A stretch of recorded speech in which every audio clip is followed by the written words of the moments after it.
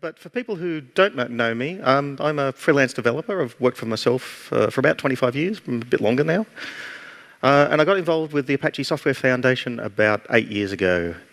I joined as an incubating project, and when I finished that project, became a top-level project, I got more interested in the Apache Incubator, and I ended up reviewing a whole lot of releases and doing some other things there, and I'm currently the chair or VP of the Apache Incubator. So I make sure that all the podling reports get done on time, and that the board can see that things are running smoothly. I also mentor several Apache projects as well, and I've reviewed hundreds of releases. I noticed there was a joke going around at this conference and the last ApacheCon conference is that you're not actually a real podling unless I voted -1 on one of your releases. So I don't think that is the case, and in fact, is Chris here? Christopher Dutz? No, he's not here, okay. Well, the PLC for X project that went through incubation, in which I was a mentor, I never voted -1 on their releases. So, it's not true. So, everyone here, I think, who, just a show of hands, who here is new to the ASF or has been at the ASF for less than a year? No hands? One hand? Two hands?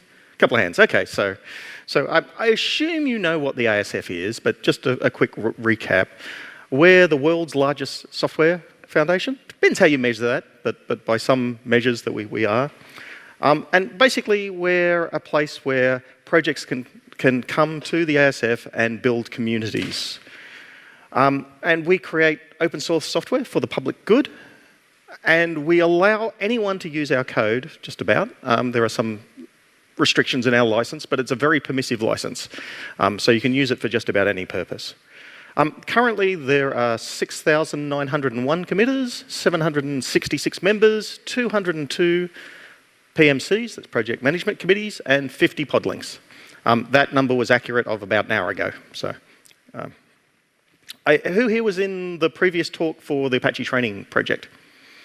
About half the hands came up? Okay, so I'm actually using the same technology here, but in this case I've actually got a script that generates those numbers from JSON files that Whimsy provides. So I know that my slides are always up to date. So, which is good. It means I don't have to edit it. It's one less job that I'll have to do. So the Apache Incubator is where communities come to learn the Apache way. And it's the main entry point for new projects. It's not the only one, but it is the main one. And we really only accept projects that have an existing code base and an existing community around them. So you can't just come to the incubator if you want to start up a new project. You already have to have a project and a bit of a community there. This varies a little bit to what we expect, but that's the main things. These are all the projects in the Apache Incubator. This is a little bit out of date. Can I see? Yeah, PLC for X, for example, has actually graduated. But that gives you an idea of the range and diverse nature of all the projects inside the Apache Incubator at any one time. So the question is, why would you actually want to come to the Apache Software Foundation? Why would you want to come and bring your project to the incubator? Because if you've already got a code base and you've already got a community, and you're already making releases, why would you want to do this? And there are several reasons why your project might want to, but the main reason is that you want to develop your software in a collaborative way that is vendor neutral. You want to try and get away from a single company running or having control of your code base. And there's really good reasons for doing this, because having a single company control your project or your code base means that it has a finite life.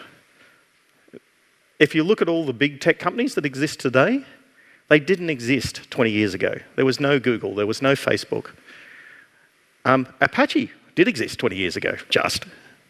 But we intend to exist for another 50 years, probably more.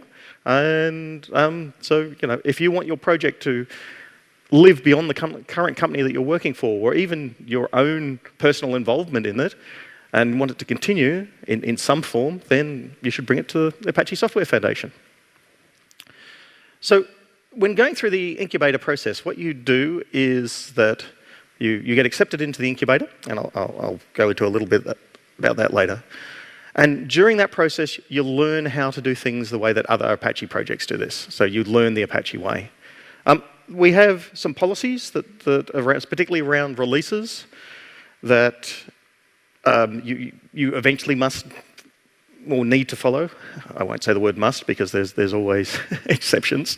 As with anything at Apache, all the policies are guidelines that have been built up over the years, and they're just a good way of doing things. If your podling wants to do something in a different way, then discuss it with your mentors or discuss it with the board, and things can be worked out. So, but we've come up with a way after of 20 years of experience of what works well and what it's not the only way of doing it, but we found it's a good way of doing it to actually build a community around your code. And we want to foster independence so that each person on the project represents themselves and not the company they work for. And this is good for you as well, because if you're known for working on a project, then it doesn't matter who you work for. You can get employment elsewhere if need be. So it's thing. And the final thing that we want when you're going through the incubator process is you need to clarify where all the code came from and whether the ASF has rights to use that and to distribute that and let other people use it as well. So you have to go through an IP clearance and make sure that all the licenses, if you have any third-party code in there, is compatible with the Apache license. So the incubating process, from start to finish, make sure that podlings follow the Apache way. They ensure that donations comply with the Apache 2.0 license. I've just said that. And we also want you to follow the structure, the way that other projects operate. So most projects are split into a project management committee, which looks after the direction of the project, and they have binding votes on releases, and committers who contribute to the code. They may also help with the direction of the project. And the more that you do on the project, the more responsibility you're given. That's the way I like looking at it. It's a bit of a poison chalice, really. it's like, here you go, start working on this project. Here's a couple of pull requests. Oh, that's great. Hey, that was really nice. Let's make you a committer. And that often makes people want to actually contribute more and get more involved in the project.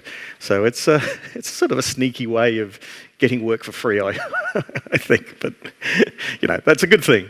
That's a good thing. So we also want to ensure that all decision-making is done in the open. We have mailing lists, which seem a little old-fashioned to maybe to some younger people in the audience. But by having these conversations on the list in an asynchronous manner means that you're actually including other people who are in different time zones, or you're including people who can only work part-time on the project. Or you're including people who have other responsibilities, like a family or something along those lines. So by slowing down the conversation a little bit, and often it also gives people time to think about their responses and so forth. So the information content on a mailing list is much, much higher than what it is on some instant messaging system. So I mentioned the Apache way, and there are many slightly different versions of the Apache way and what the Apache way means. Shane, who I don't think is in the audience, but he is here at the conference, has a very good website on what he thinks the Apache way is. And he breaks it down into 6 parts, which is charity, which means that it has to be for the public good.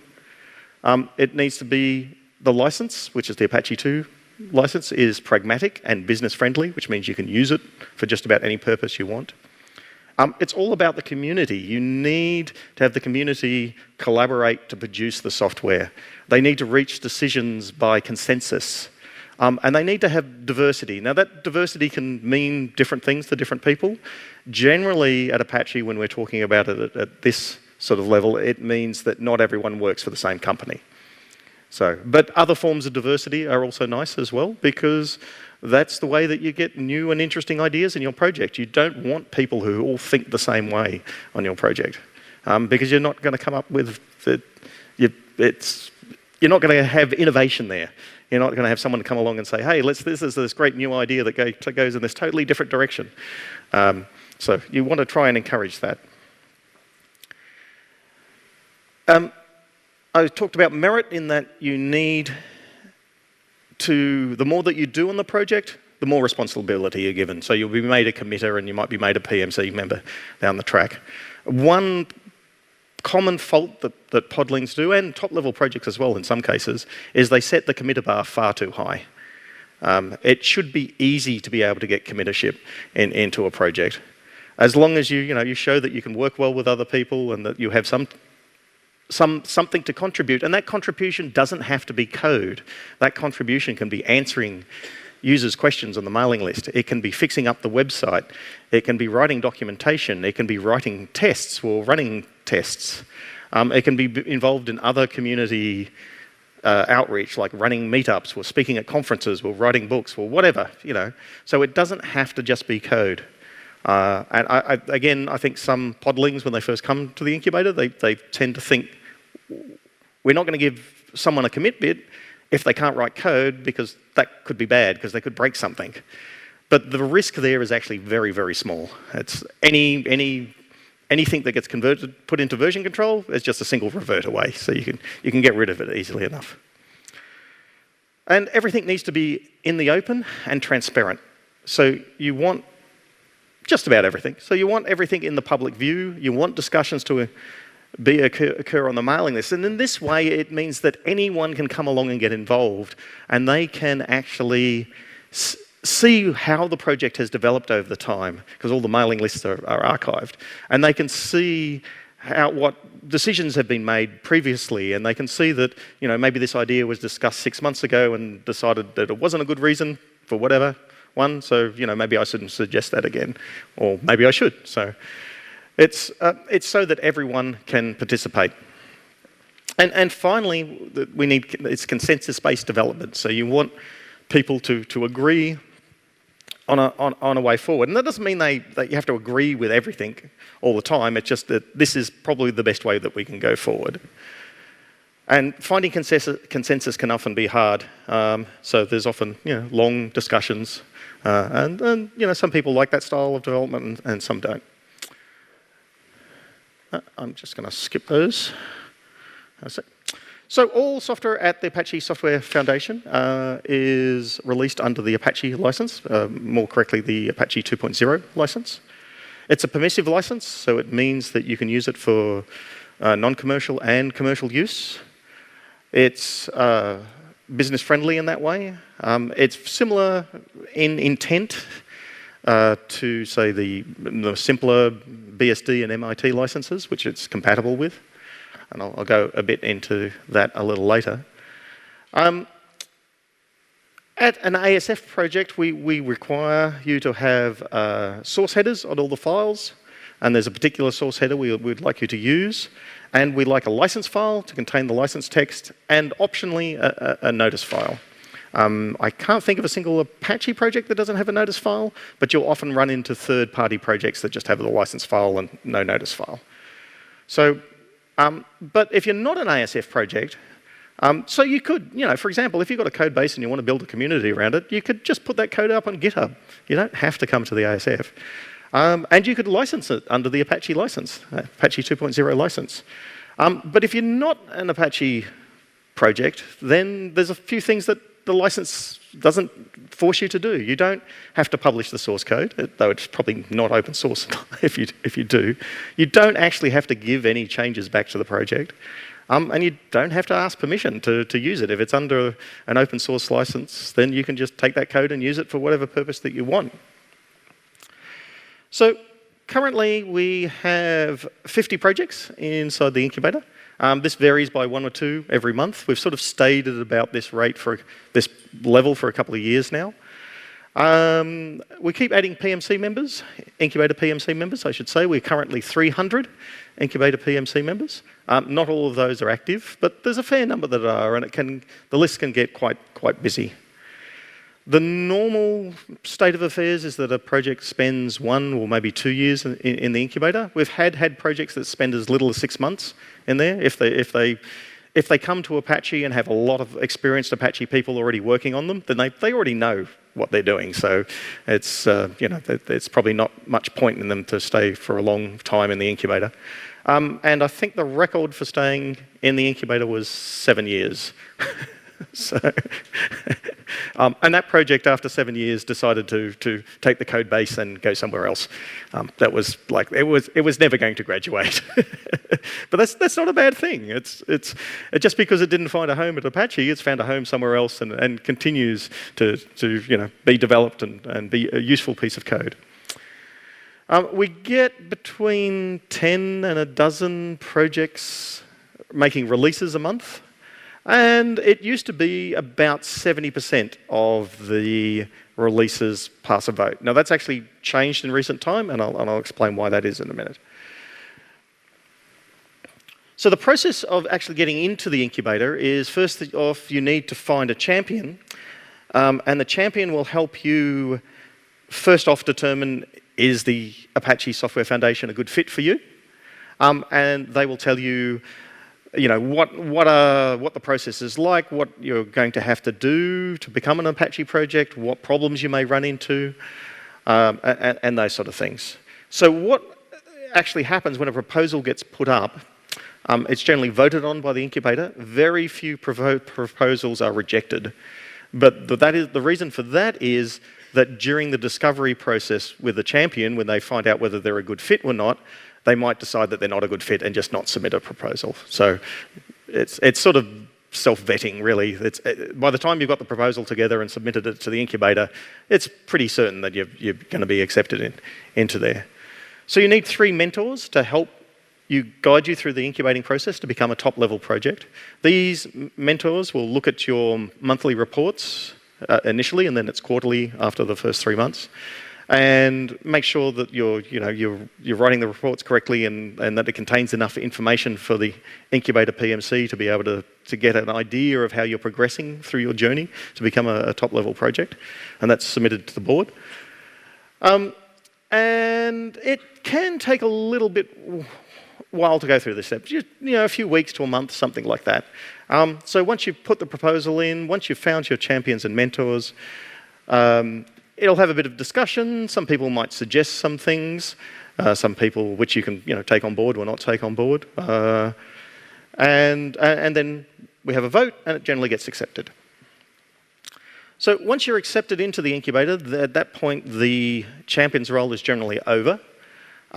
Some of them stay on as mentors, some of them don't. It depends on the person. And then the mentors will help you set up your podling with the various infrastructure that's required. So, you need to create a website or a wiki or version control or mailing lists. A lot of this is mostly automated these days, so it's not a lot of effort as it used to be. The other important things is that we need all of the committers, and these are the initial committers that were specified on the proposal, to sign ICLAs, which are incubator contributor, individual contributor license agreement. So that says when I submit code to Apache, I'm doing so under the Apache license, and that I'm allowed to do this, basically. So it helped that. Sometimes you might need a software grant as well to bring the initial code in. It's generally the case, but not always. So during incubation, when you're first starting out, you want to create your website. You want to learn about how to make releases, and Apache does releases in a particular way, and refine your builds process. There's some common problems that projects run into at this point. Generally, it's one of 2 things. It's the build process is too complex and people can't work out how to build your software.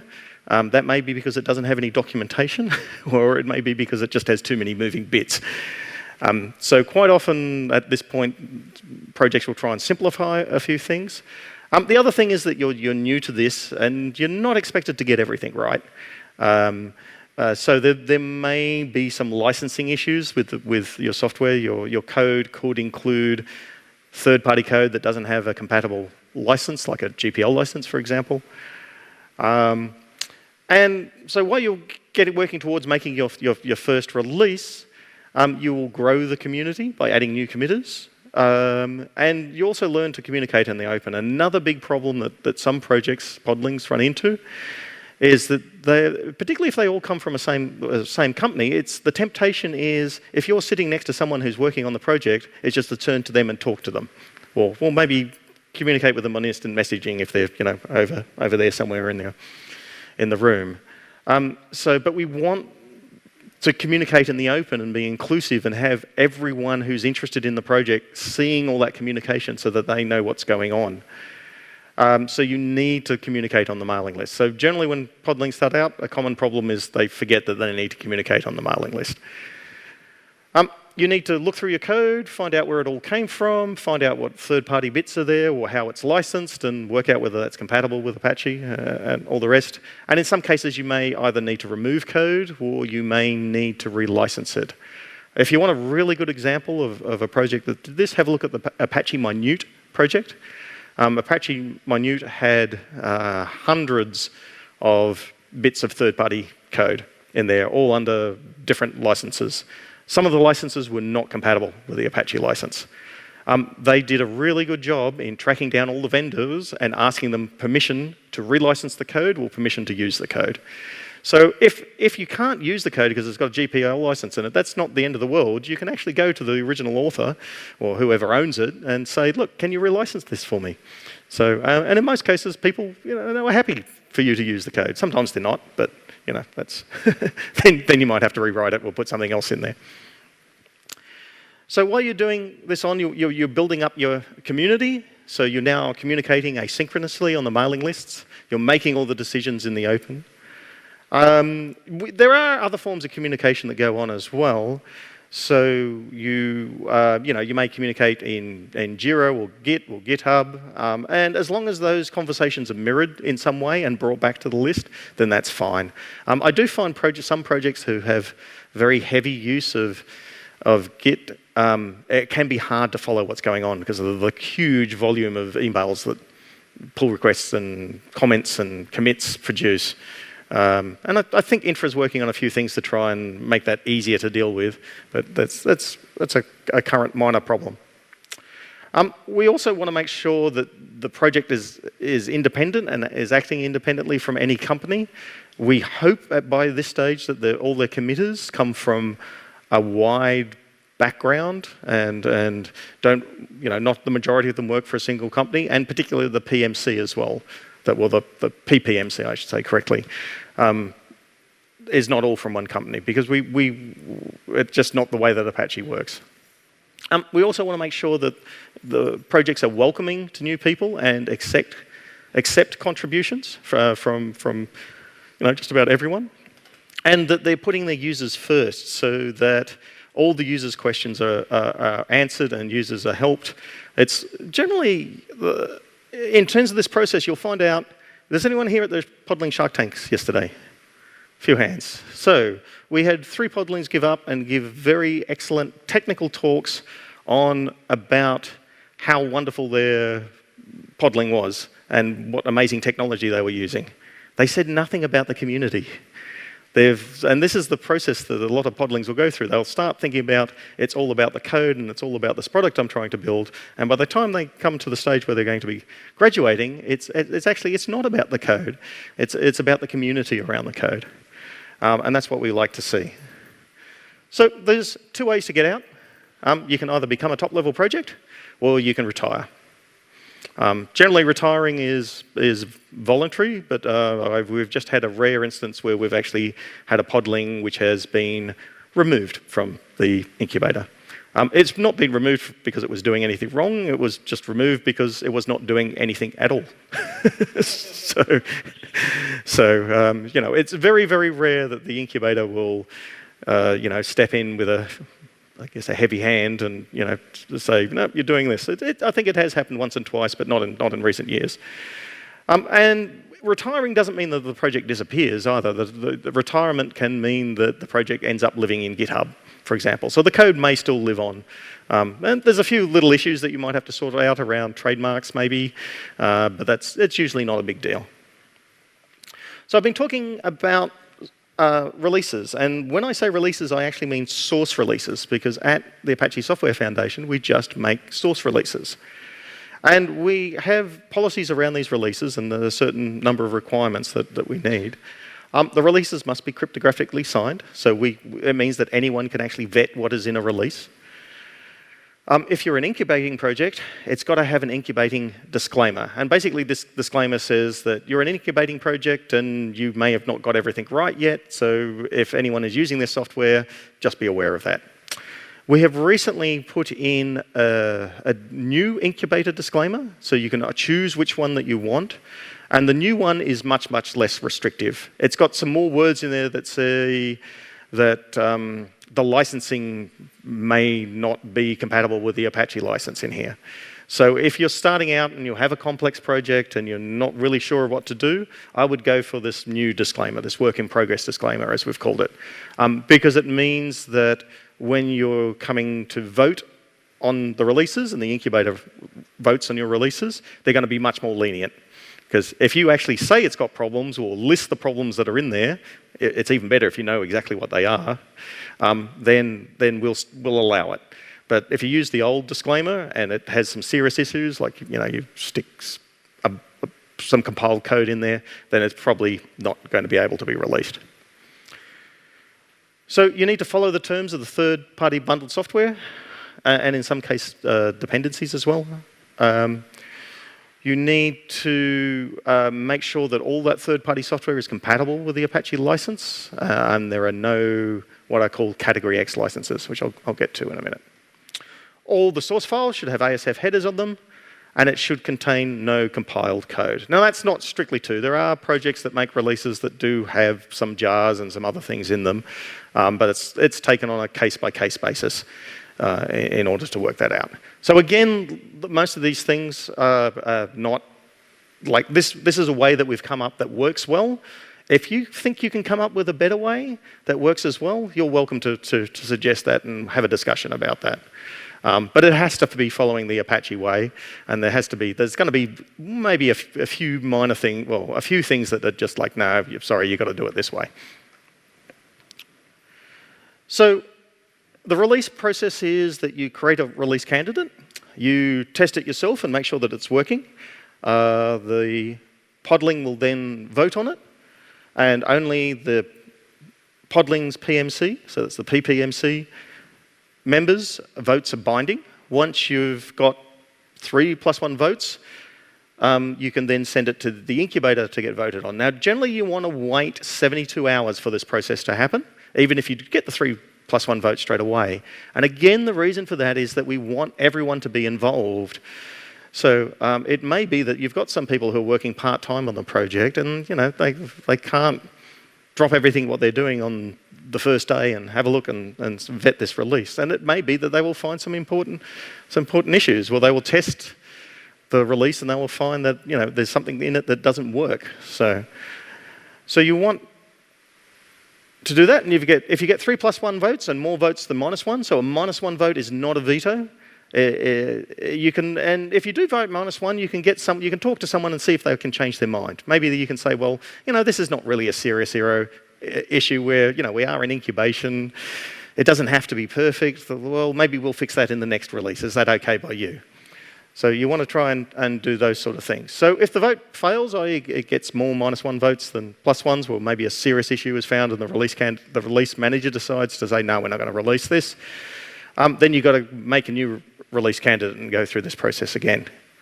So then you ask for a vote on the incubator PMC. Now, at this point, if everything has gone well, you will already have 3 incubator votes. So it's because your mentors are also incubator PMC members. So when the incubator votes on it, and once 72 hours pass again, you can vote on it. So this is some rough representation of voting on the incubator. This is a little old. So there's a few reasons why your release may get a -1. If you've got compiled source code in your release, if you include Category X code, which is usually GPL, there's 3 license categories A, B, and X. Going down the list, these are the sort of in rough order of what sort of errors crop up. Some issues with the license or notice file, usually missing licenses with things like that. Some sort of copyright issue. I've had to vote 3 times on a release, well, 3 different releases I've had to vote -1 because it included a cat photo, right? Don't take random photos off the internet that you don't have permission to distribute, particularly ones that are taken by professional photographers, right? They're not going to like that. So, and the final one is that it contains encryption software. Now, as I was saying before, sorry, wait a second. Did you just say I had 10 minutes? Because I think I got 20. Yeah, 10 minutes until Oh, I see. Nice. Thank you. So, -1 is not a veto. So, I was saying you need 3 +1 votes, but more +1s than -1s. And you can, I've gone through all this. You can make people change their minds. You can put up conditional votes. So you can say, I'll vote -1, but if you fix this, my vote is now +1. So, you know, it's generally reasonable. And what we've done with the new disclaimer, the work in progress disclaimer, I think it's very unlikely there's going to be a -1 vote in the future. It's probably going to be on maybe 10% of releases, and that's probably because they're not using that new disclaimer. That would be my guess, but we'll see. We've got podlings who are using it already, and so, you know, that's a good thing.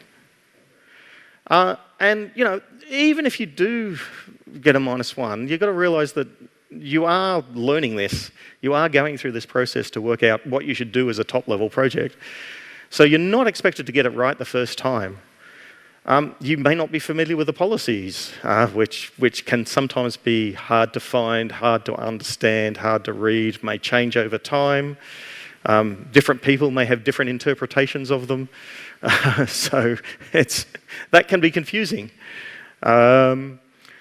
And again, these policies don't cover all situations. And I want to emphasize again that they're not set in stone. They're just guidelines to help you. Think of them as this is a shortcut and a good way of doing something. You can take other paths if you want to, but that's going to be a little harder because you're going to have to work it out yourself. So, and basically you want to make a release that doesn't contain any surprises if someone reviews it. That's the thing that I go for. Now, as well as ASF policy, there is also legal issues that you have to deal with, mostly licensing. So the licenses, the Apache license and any third-party software that you include inside your release, you also need to comply with that licensing. So an Apache policy adds a little bit more on that, in that you need, if you're an ASF project, you need to have a notice file, and you need to list all the licenses in license, even if it's not strictly required. So it's good that it has, you know, everything in one single place. Yeah, we'll do this. So, some podlings have a real hard time in doing this, and it's because, you know, most people who work on these projects are developers, and they don't want to know about licensing stuff. They don't want to deal with this. We do a really good job of it. Other projects don't do such a good job of it. If you look at some third-party repos or random projects on GitHub, you'll see all sorts of horrible things. Is that going to play? Let me just see. Oh, is that playing? Oh, no, I've got to hit that. Oh, yeah, there it goes. That is 33 copies. Oh, that's playing on my screen and not that screen. That's interesting.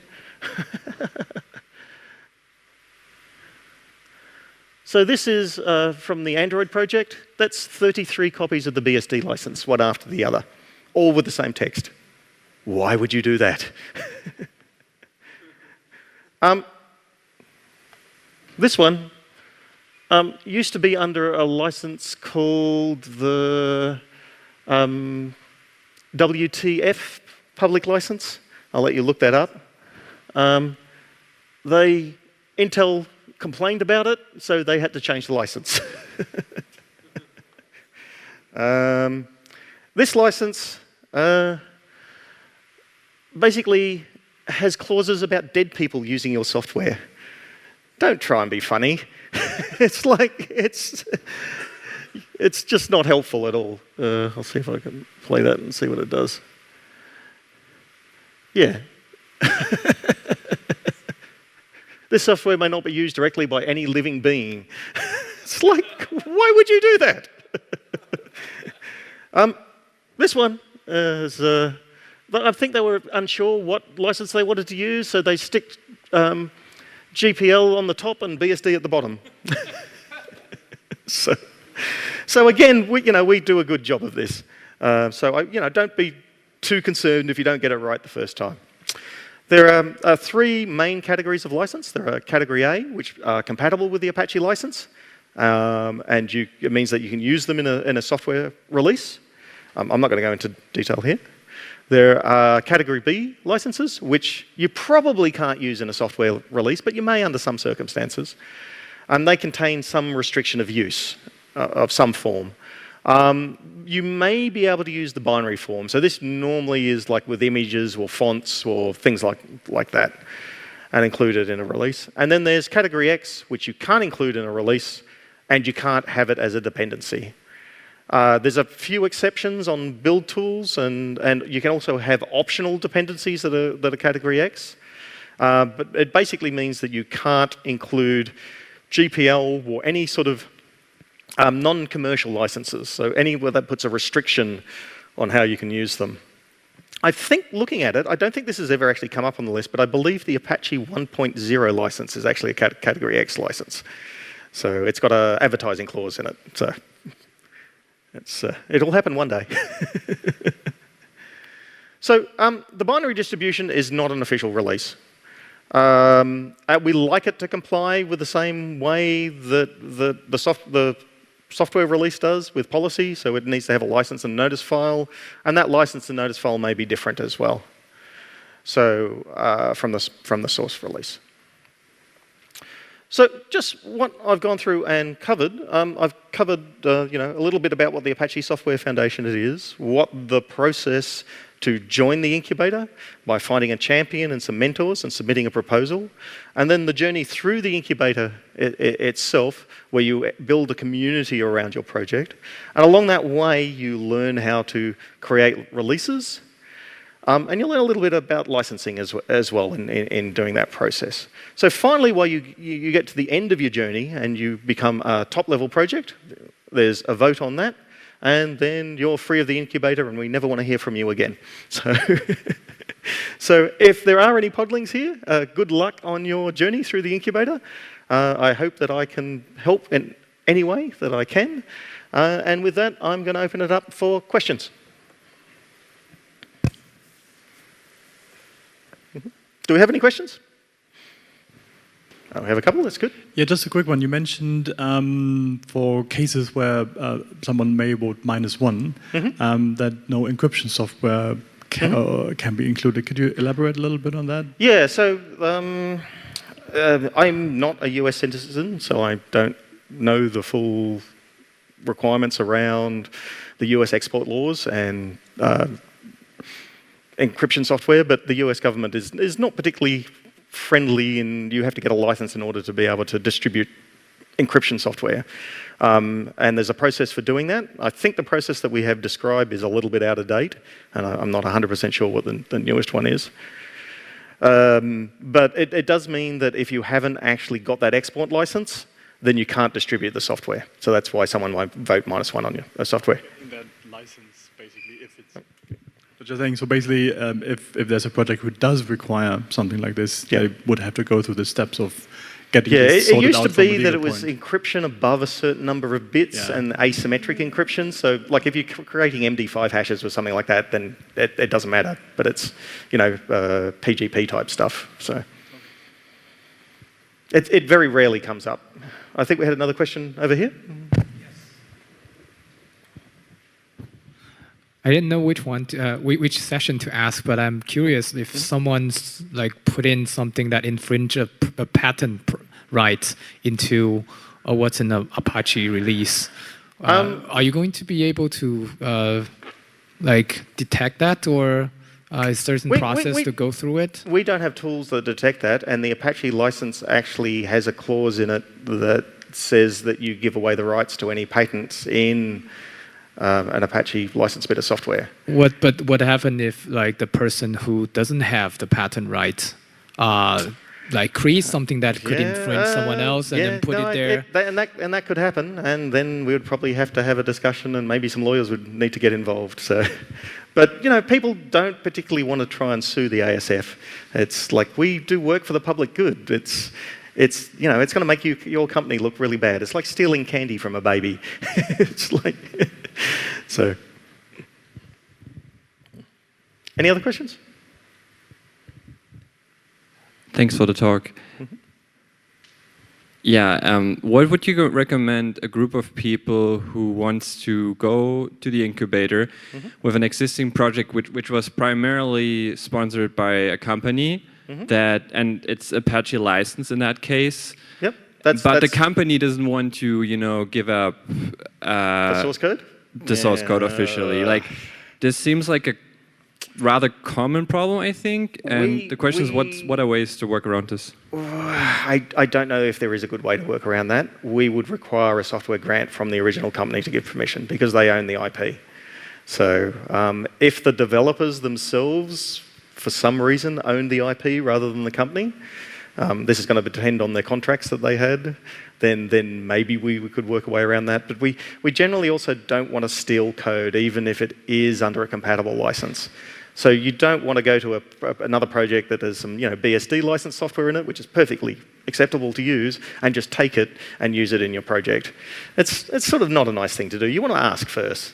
So that would be a tricky situation, and I would be asking for some advice on the legal list about that to see what it is. But I'm thinking it's probably unlikely that we would accept a project that in that state. Okay, thanks. Sorry. Do we have any other questions? All right, thank you everyone for coming along and listening to my talk. The slides here, just before I finish, have some useful links that may help you. And also this, if I can I work this out? And these slides are also available on the Apache training project. So you can, and these are available under the Apache license, so you can actually download this presentation and use it for whatever you want. If you want to give an internal presentation based on this material, go ahead. If you want to cut half of it out and put a lot more cat photos in it, go ahead and do it. So, thank you for coming along.